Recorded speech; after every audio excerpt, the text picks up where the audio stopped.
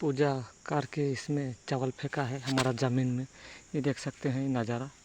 इधर ये जंगल है, बीच जंगल में हमारा ज़मीन में पूजा करके आज कोई पूजा किए हैं और चावल को ये सब फेंका है।